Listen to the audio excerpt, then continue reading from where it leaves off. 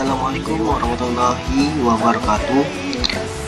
Perkenalkan, nama saya Dimas Ramadhani, NIM 5311101248. Pada kesempatan hari ini saya akan menjelaskan materi saya tentang sholat untuk tingkat SMP atau MTS, serta untuk memenuhi tugas teknologi dan media pembelajaran KI. Langsung saja kita mulai. Nah, di sini saya akan menjelaskan lebih terdahulu menu utama, di mana di dalam menu utama adanya pendahuluan, kompetensi, materi, serta daftar pustaka. Pendahuluan dari sholat fardu adalah ibadah wajib yang dilakukan oleh umat Islam sebagai salah satu rukun Islam.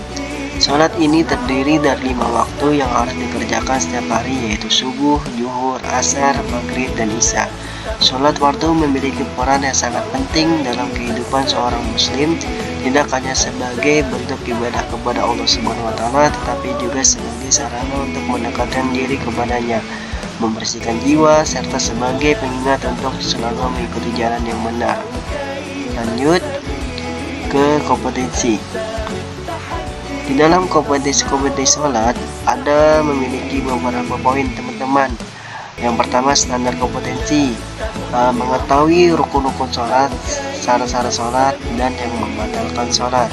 Selanjutnya, poin yang kedua, kompetensi dasar, mampu menyebutkan syarat dan rukun sholat. Yang kedua, siswa dapat melakukan sholat dengan benar, termasuk gerakannya dan bacaan yang sesuai. Yang ketiga, siswa mengerti waktu-waktu pelaksanaan sholat fardu. Yang keempat, siswa dapat menghayati nilai-nilai dan hikmah yang terkandung dalam pelaksanaan sholat fardu. Selanjutnya, indikator. Yang pertama, menjelaskan pengertian sholat fardu. Yang kedua, menyebutkan syarat-syarat pelaksanaan sholat fardu. Yang ketiga, menyebutkan macam-macam dan waktu sholat fardu.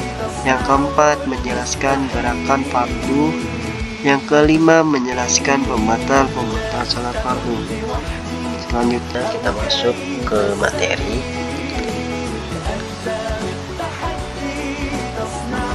Nah, dimana di dalam materi sholat itu ada beberapa penjelasan. Yang pertama, definisi sholat. Definisi sholat adalah serangkaian gerakan dan ucapan yang dimulai dengan takbiratul ihram dan diakhiri dengan salam.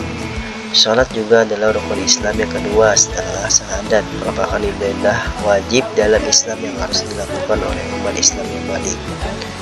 Selanjutnya, materi kedua, sholat fardu dan waktunya. Sholat fardu dan waktunya. Sholat zuhur dilakukan 4 rakaat, waktunya mulai gelincir matahari sampai bayang-bayang sesuatu telah sama dengan pajangannya, selain dari bayang-bayangan ketika matahari persis di atas embun bumi.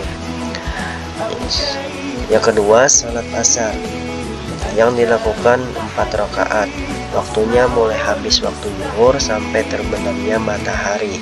Yang ketiga, sholat maghrib dilakukannya 3 rakaat, waktunya mulai terbenamnya matahari sampai hilangnya warna merah di langitnya sebelah barat. Yang keempat, sholat isya dilakukannya 4 rakaat, waktunya mulai hilang warna merah di langit sebelah barat sampai timbul atau terbit fajar shiddiq. Dan yang terakhir, yang kelima, sholat subuh dilakukannya 2 rakaat, waktunya mulai fajar shiddiq sampai timbul matahari. Selanjutnya, materi ketiga, yaitu syarat-syarat sholat. Syarat-syarat sholat terbagi 2. Yang pertama, syarat-syarat sah sholat. Yang kedua, syarat-syarat wajib sholat. Syarat-syarat sah sholat yaitu suci daripada hadas besar dan hadas kecil. Yang kedua, suci daripada najis pada badan, kain, dan tempat. Yang ketiga, menutup aurat. Yang keempat, menghadap kiblat. Yang kelima, mengetahui keadaan sholat fardu. Yang keenam, dapat membedakan antara fardu dan sunnah. Yang ketujuh, mengetahui masuk waktu dengan yakin atau sangka kuat. Yang kedelapan, menjauhi segala yang membatalkan. Lanjut, syarat-syarat wajib sholat. Yang pertama, Islam. Yang kedua, balik. Yang ketiga, berakal. Yang keempat, suci dari haid dan nifas. Selanjutnya, materi keempat, rukun-rukun sholat. Rukun-rukun sholat terbagi 13 rukun. Yang pertama, niat ketika takbiratul ihram. Yang kedua, takbiratul ihram. Yang ketiga, berdiri bagi yang puasa. Yang keempat, membaca Al-Fatihah. Yang kelima, rukuk beserta tumanina. Yang keenam, iktidal beserta tumanina. Yang ketujuh, sujud beserta tumanina. Yang kedelapan, duduk antara dua sujud beserta tumanina. Yang kesembilan, duduk tasawuf akhir. Yang 10, membaca tasawuf akhir. Yang ke-11, berselawat atas Nabi pada tasawuf akhir. Yang ke-12, memberi salam yang pertama. Yang ke-13, tertib, artinya menurut aturan. Lanjut, niat merupakan rukun sholat yang pertama yang dilakukan saat mulai takbiratul ihram. Letakkan niat di hati apabila sholat fardu wajib. Pada niat itu ada 3 macam. Yang pertama, qasad, yaitu sengaja mengerjakan sholat. Yang kedua, takrat, ialah menentukan sholat yang dikerjakan. Yang ketiga, takwin, ialah mengiatkan bahwa sholat itu fardu. Dan disunahkan juga pada niat itu, yang pertama, menyebutkan bilangan rakaat. Yang kedua, mendatangkan menghadap kiblat. Yang ketiga, mendatangkan adaan atau qadaan. Yang keempat, menyandarkan kepada Allah. Contohnya seperti, aku perbuat sholat fardu zuhur 4 rakaat menghadap kiblat karena Allah Ta'ala. Lanjut, penjelasan takbiratul ihram. Takbiratul ihram adalah bacaan dan gerakan yang wajib dilakukan ketika memulai sholat fardu maupun sunnah. Yang pertama, mendatangkan sekalian huruf takbir dan berdiri jika puasa. Yang kedua, lafaz takbir dapat didengar oleh sendirinya jika baik pendengarannya. Yang ketiga, dengan lafaz Allahu Akbar. Yang keempat, mendahulukan lafaz Allah daripada lafaz akbar. Yang kelima, dengan bahasa Arab bagi orang yang puasa. Yang keenam, alif dan ba akbarnya tidak dipanjangkan. Yang ketujuh, ba akbar tidak ditasdidkan. Yang kedelapan, antara lafaz Allah dan lafaz akbar jangan ditambah waw. Yang kesembilan, jangan ada domir berfasil di antara keduanya. Yang ke-10, sebelum lafaz Allah tidak ditambah waw. Yang ke-11, jangan lama berhenti di antara keduanya.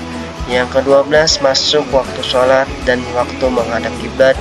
Yang ke-13, mengakhirkan takbir oleh makmum daripada takbir imam jika mengikuti imam. Selanjutnya, penjelasan berdiri bagi yang puasa. Bagi orang yang puasa, wajib pada sholat fardu berdiri meskipun dengan bersandar. Kalau tidak puasa berdiri, boleh berduduk. Tiada puasa berduduk, boleh juga berbaring. Tidak dapat berbaring, boleh bertelentang.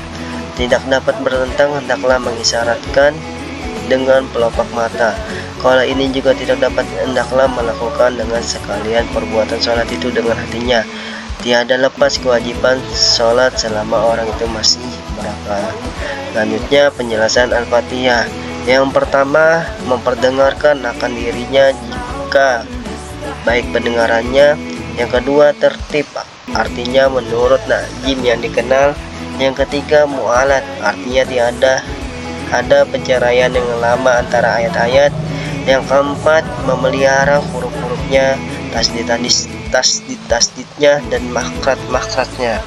Yang kelima, jangan ada salah baris yang merubah makna. Yang keenam, jangan membaca dengan qiraat yang jarang dipakai serta merubah makna. Yang ketujuh, jangan mengganti satu lafaz dengan lafaz yang lain. Yang kedelapan, membaca sekalian ayat Al-Fatihah termasuk Bismillahirrahmanirrahim. Yang ke-9, membaca dengan bahasa Arab, tiada boleh terjemahannya. Yang ke-10, membaca di waktu berdiri bagi kuasa dirinya. Selanjutnya, penjelasan rukuk. Sekurang-kurangnya rukuk orang yang kuasa berbungkuk sekedar sampai 2 telapak tangan ke lutut. dan wajib bahwa tiada tujuan lain selain dari turun untuk rukuk. Dan disunahkan juga pada rukuk itu, yang pertama meratakan belakang dan leher, yang kedua meletakkan dua telapak tangan di atas lutut, yang ketiga membaca subhana rabbiyal azimi wa bihamdi sebanyak 3 kali. Selanjutnya penjelasan itidal. Itidal yaitu kembali kepada keadaan tingkah laku sebelum rukuk, dan wajib bahwa tiada tujuan selain daripada bangkit daripada rukuk. Ketika bangkit sunnah mengata sami Allah liman hamidah. Ketika bangkit sunnah mengata Rabbana lakal hamdu mil'us samawati wa mil'ul ardi wa mil'u ma sita'in min sayyin madu. Selanjutnya penjelasan sujud. Sujud memiliki syarat-syarat. Yang pertama, meletakkan dahi ke tempat sujud. Yang kedua, mengenai dahi akan tempat sujud dengan serta kepalanya. Dan yang ketiga, pinggang lebih tinggi daripada kepala dan bahu. Keempat, meletakkan sebagian lutut, telapak tangan, dan perut jari. Yang kelima, meletakkan sebagian perut jari kaki. Dan ketika sujud, sunnah meletakkan hidung dan mengata subhana rabbiyal a'la wa bihamdi sebanyak 3 kali. Selanjutnya penjelasan duduk antara dua sujud. Wajib tiada maksud lain selain daripada bangkit untuk duduk di waktu duduk. Ini disunahkan mengata Rabbi firli warhamni wajibuni warfa'ni warju'ni wahdini wa'afini wa'fu anni. Dan duduk yang disunahkan ialah duduk iftiras. Caranya yaitu telapak kaki kiri diduduki dan telapak kaki kanan ditegakkan. Selanjutnya penjelasan duduk tasawuf akhir. Dan disunahkan kepada duduk tasawuf akhir duduk tawaruk, yaitu duduk seperti duduk iftiras. Hanya saja kaki kiri yang dikeluarkan sebelah kanan. Selanjutnya penjelasan tasawuf akhir. Yang pertama memperdengarkan lafaz tasawuf akhir akan dirinya. Yang kedua membaca di waktu duduk. Yang ketiga memelihara huruf-hurufnya, tasdid-tasdidnya, dan baris-barisnya. Lafaz tasawuf akhir: at-tahiyatu mubarakatus salawatut thayyibatu lillah. Assalamu alayka ayyuhan nabiyyu wa rahmatullahi wa barakatuh. Assalamu alayna wa ala ibadillahi shalihin. As'adu an la ilaha illallah wa as'adu anna muhammadar rasulullah. Allahumma sholli ala sayyidina Muhammad wa ala ali sayyidina Muhammad kama sholaita ala sayyidina Ibrahim wa ala ali sayyidina Ibrahim wa barik ala sayyidina Muhammad wa ala ali sayyidina Muhammad kama barakta ala sayyidina Ibrahim wa ala sayyidina Ibrahim innaka hamidum majid. Selanjutnya penjelasan selawat. Yang pertama memperdengarkan lafaz tasawuf akhir akan dirinya. Yang kedua membaca di waktu duduk. Yang ketiga memelihara huruf-hurufnya, tasdidnya, dan baris-barisnya. Lafaz selawat pada tasawuf akhir: Allahumma sholli ala sayyidina Muhammad wa ala ali sayyidina Muhammad kama shollaita ala sayyidina Ibrahim wa ala ali sayyidina Ibrahim wa barik ala sayyidina Muhammad wa ala ali sayyidina Muhammad kama barakta ala sayyidina Ibrahim wa ala ali sayyidina Ibrahim innaka hamidum majid. Selanjutnya penjelasan salam.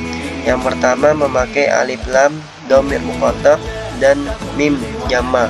Yang kedua menggabungkan lafaz assalamu dan alaikum. Yang ketiga mu'alah. Yang keempat menghadap kiblat dengan dadanya. Yang kelima jangan bermaksud memberi khobar saja. Yang keenam mendatangkan salam di waktu duduk dan memperdengarkan akan dirinya. Yang ketujuh jangan menambah atau mengurangi yang merubah makna. Selanjutnya penjelasan tertib. Tertib artinya menurut aturan yang telah ditetapkan, kecuali yang pertama niat dan takbiratul ihram, yang kedua al-fatihah dan berdiri, yang ketiga tasawuf akhir selawat dan duduk. Jika sengaja tidak menurut tertib seperti mendahulukan sujud dari rukuk, maka sholatnya batal. Selanjutnya Materi yang kelima yaitu pembatal-pembatal sholat. Nah, di sini ada beberapa hal-hal yang pembatal sholat. Yang pertama, berkata-kata dengan sengaja. Yang kedua, berhadas kecil atau besar. Yang ketiga, membiarkan terbuka aurat. Yang keempat, membelakangi kiblat. Yang kelima, makan atau minum. Yang keenam, berdaham-daham atau tertawa. Yang ketujuh, berubah niat. Yang kedelapan, murtad. Yang kesembilan, perbuatan yang berturut-turut. Yang kesepuluh, kejatuhan najis yang tidak dimaafkan. Lanjut ke daftar pustaka. Daftar pustaka yang dimana ini sumber saya mendapatkan materi di dalam kitab Tangga Pelajaran Ibadah yang disusun oleh Haji Muhammad Yudi bin Haji Muhammad Ramli di Pemangki 4 Saban 1416 Hijriah. Kembali next kita ke pengembang. Di sini ada biodata, nama Dimas Ramadhani, NIM 231101248, Prodi Pendidikan Agama Islam, Instansi Universitas Islam Negeri Sultan Haji Muhammad Idris Samarinda. Mungkin sampai di sini saya penjelasan saya. Semoga bermanfaat. Wassalamualaikum warahmatullahi wabarakatuh.